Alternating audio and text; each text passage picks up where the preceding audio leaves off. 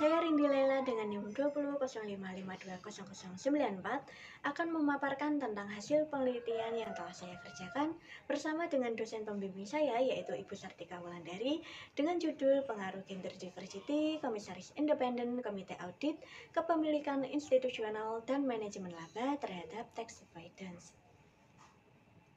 Pertama-tama, tax avoidance merupakan tindakan perencanaan pajak yang dilakukan oleh wajib pajak dengan memanfaatkan celah dalam peraturan perundang-undangan perpajakan untuk meminimalkan beban pajak secara legal. Banyak yang beranggapan bahwa tindakan ini tidak sesuai dengan tujuan peraturan perpajakan karena dapat mengurangi pendapatan negara.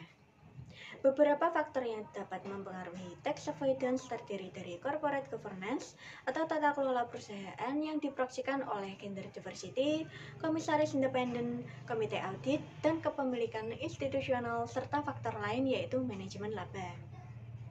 Perumusan masalah dan tujuan dari penelitian ini adalah untuk memperluas wawasan tentang pengaruh dari gender diversity, komisaris independen, komite audit, kepemilikan institusional, dan manajemen laba terhadap tax avoidance.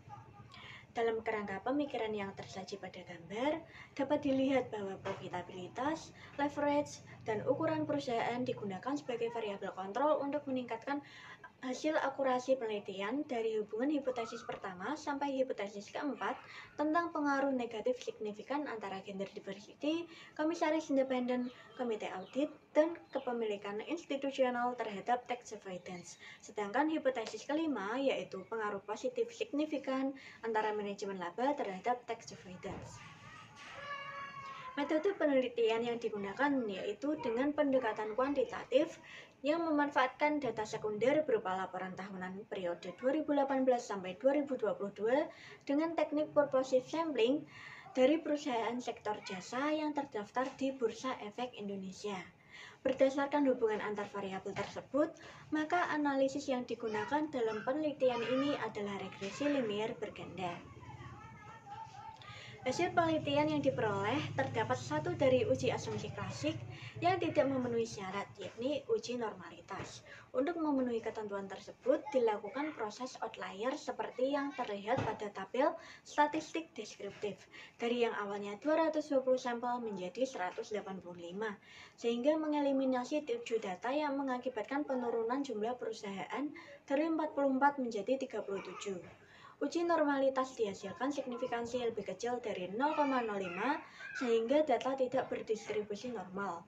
Setelah proses outlier, tingkat signifikansinya meningkat lebih besar dari 0,05 sehingga data yang digunakan telah berdistribusi normal. Hasil uji multikolonialitas dapat dilihat bahwa masing-masing variabel memiliki nilai toleransi lebih besar dari 0,1 dan nilai VIF lebih kecil dari 10 yang berarti bahwa tidak terjadi multikolonialitas pada data yang digunakan. Selanjutnya, titik-titik yang terdapat pada grafik scatter plot tersebar dan tidak membentuk pola tertentu, yang artinya data yang digunakan tidak terjadi gejala heteroskedastisitas. Pada uji autokorelasi, diperoleh nilai DU lebih kecil dari DW, lebih kecil 4 dikurangi DU, yang artinya data tersebut tidak terjadi autokorelasi. Pada uji koefisien determinasi menunjukkan nilai R kuadrat sebesar 0,568 sehingga menjelaskan bahwa pengaruh dari variabel independen dan variabel kontrol yang digunakan memiliki pengaruh sebesar 56,8% terhadap variabel tax avoidance. Sedangkan sisanya yaitu sebesar 43,2% dapat dijelaskan dan dipengaruhi oleh variabel lain.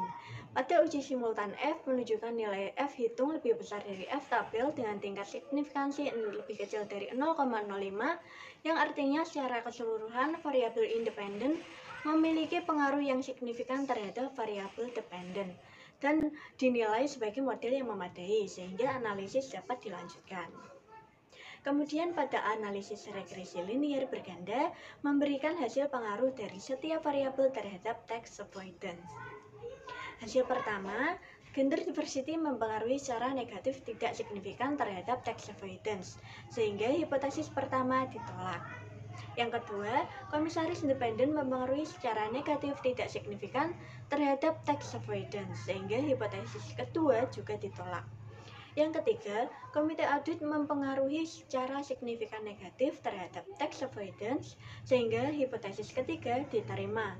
Selanjutnya, kepemilikan institusional mempengaruhi secara negatif signifikan terhadap tax avoidance sehingga hipotesis keempat diterima.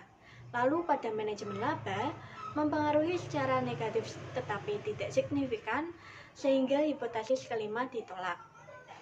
Hasil dari variabel kontrol yang pertama ada profitabilitas yang mempengaruhi secara negatif signifikan terhadap tax avoidance.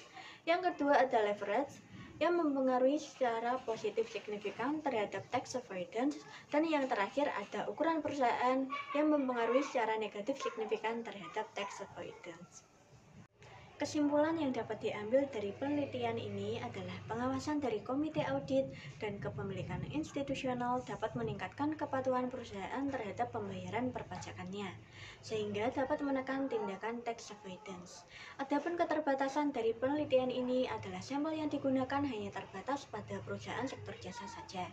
Rekomendasi untuk peneliti selanjutnya adalah untuk memperluas populasi yang digunakan serta menggunakan proksi lain dari corporate governance seperti kepemilikan manajerial, kualitas audit, atau lainnya sehingga dapat mengeksplorasi tingkat dari corporate governance terhadap tax avoidance.